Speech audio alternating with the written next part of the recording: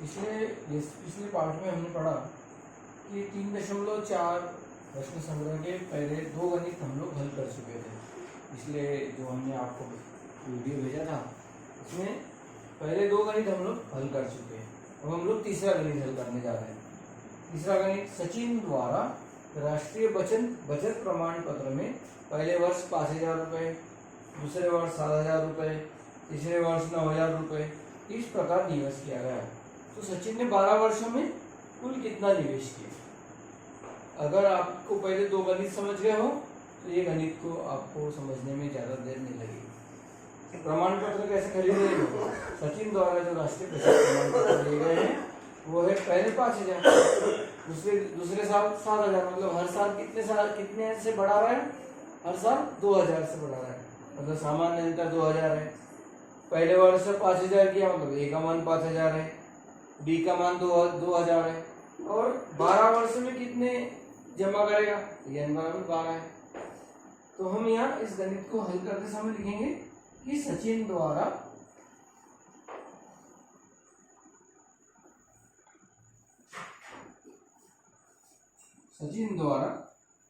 राष्ट्रीय बचत की गई बचत या राष्ट्रीय बचत प्रमाण पत्र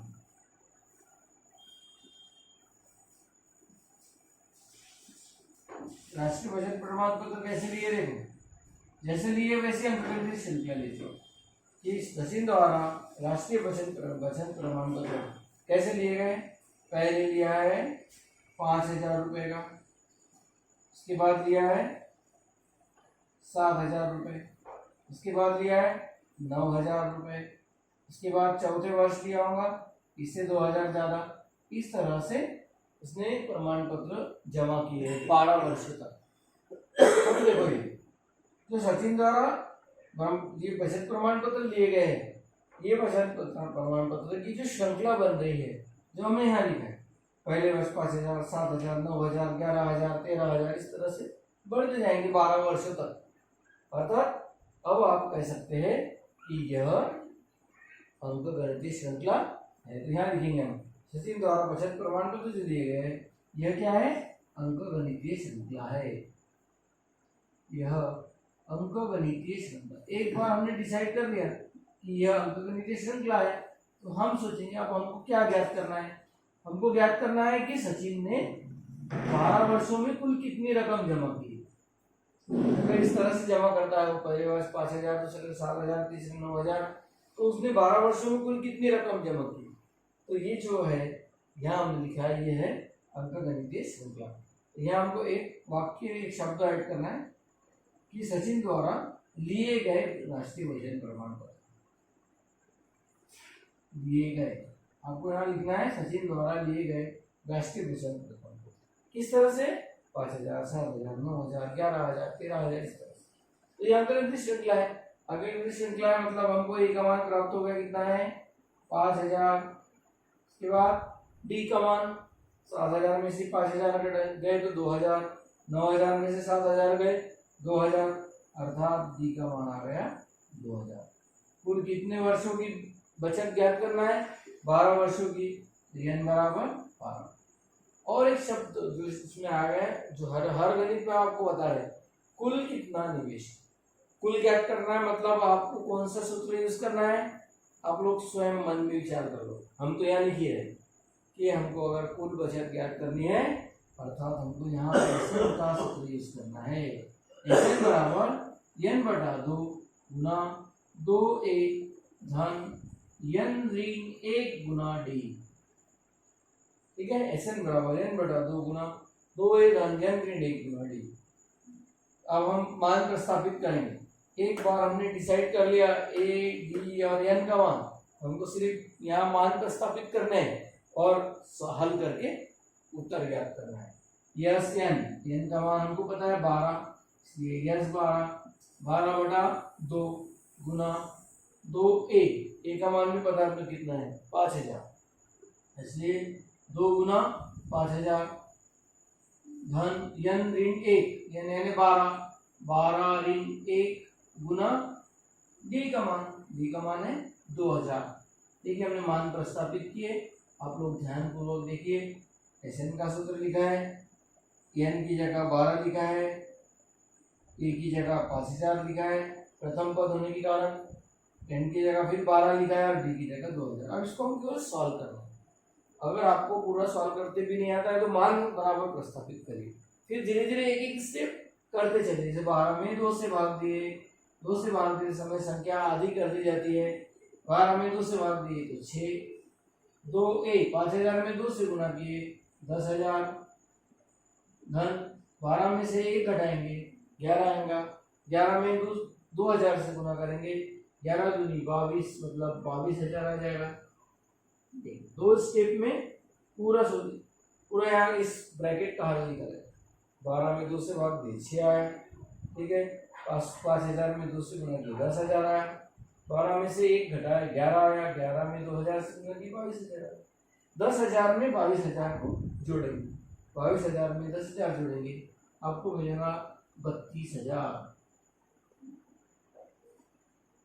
और स्टेप बाय स्टेप चलिए, हर पद के बाद हर पद सॉल्व करते चलिए आराम आराम से सोच कर, तो वो गणित गलत नहीं होगा, कैलकुलेशन गलत नहीं होगा।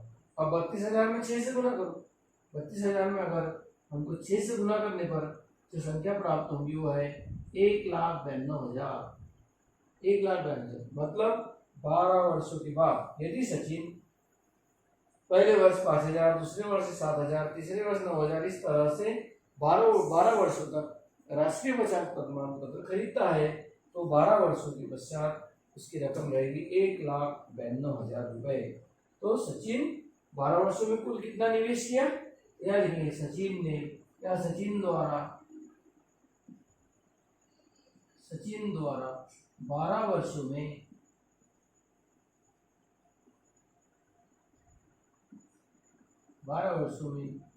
1,92,000 रुपए का निवेश किया। आंसर आप लोग अलग अलग तरीके से भी लिख सकते हैं।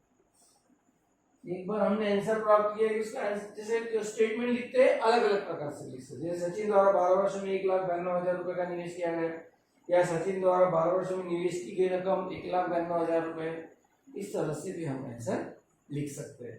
तो ये आप लोगों को गणित अच्छी तरह से समझ गया होगा, काफी सरल गणित है।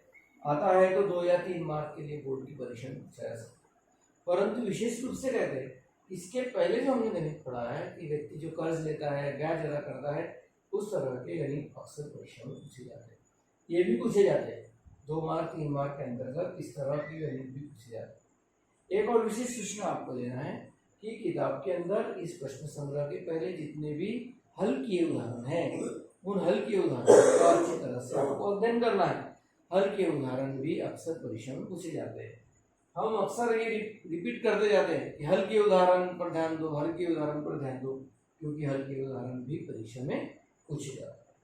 इस तरह से हम ये तीसरा गणित का हल प्राप्त करने के बाद एक चौथा गणित आपको हल करवा देते हैं, और उसके बाद बचे हुए 2 गणित 5वां और 6वां आपको घर में हल करना है, होमवर्क रहेगा। तो चौथे गणित की तरफ बढ़ते हैं। चौथा गणित भी इसकी संबंधित है, परंतु जैसे हमने कर्ज वाले गणित में 2 आंसर ज्ञात किए थे, वैसे इसमें भी हमको 2 हल प्राप्त करने हैं। एक हल प्राप्त करना है कि हमको पहले प्रश्न पढ़ लेते, प्रश्न पढ़ने के बाद आपको थोड़ा सा जानकारी आ जाएगी। किसी नाट्यगृह में, नाट्यगृह बोलते हैं कि परमिलता है, वो काल अपना खुला का देख सकते हैं, उसमें कैसी कुर्सियां लगी है सोच सकते हैं। तो इसी नाट्यगृह में कुर्सियों की कुल 27 कतारें हैं, लाइन 27 लाइन है, 1 लाइन 2 लाइन 3 लाइन, इस तरह से 27 कतारें हैं। पहली कतार में 20 कुर्सी है, दूसरी कतार में 22 कुर्सी है, तीसरी कतार में 24 कुर्सी है, इस तरह से चौथी कतार में रहेगी 26 कुर्सी है। मतलब हर कतार में 2-2 कुर्सियां पड़ती जा रही है। ऐसी कुल कितनी कतारें हैं? 27 कतारें हैं। तो उसमें प्रश्न कैसे पूछा गया है, देखिए, किसी नाट्यगृह में कुर्सियों की कुल 27 कतारें हैं। पहली कतार में कुल 20 कुर्सियां हैं, दूसरी कतार में 22 कुर्सियां हैं, तीसरी कतार में 24 कुर्सियां हैं। तो 15वीं कतार में कुल कितनी कुर्सी रहेंगी, और नाट्यगृह में कुल कितनी कुर्सी रहेंगी वो भी निकालना है। मतलब 15वीं कतार में कितनी कुर्सी रहेगी वो भी ज्ञात करना है, और पूरे नाट्यगृह में कुल कितनी कुर्सियां रहेगी वो भी हमको ज्ञात करना। तो देखिए नाट्यगृह में कुल कितनी कतारें है, पहला वो लिखेंगे कि नाट्यगृह में कुल कुर्सियों की कितनी कतारें हैं, 27 कतारें। तो नाट्यगृह में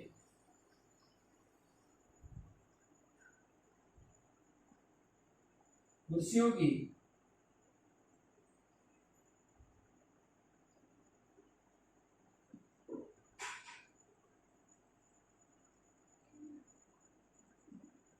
सत्ताईस कतारें,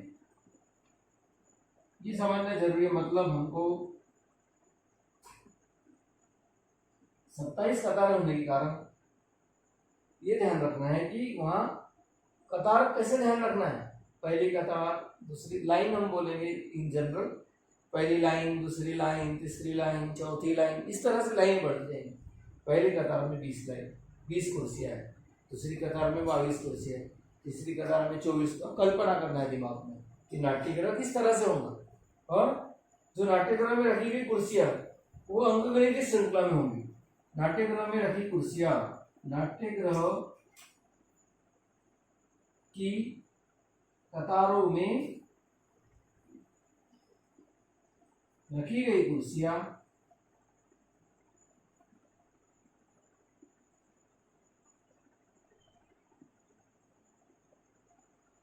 अंकगणितीय श्रृंखला में है।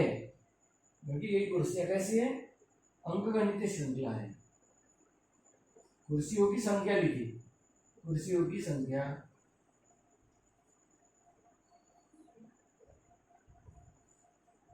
अंकगणितीय श्रृंखला में है।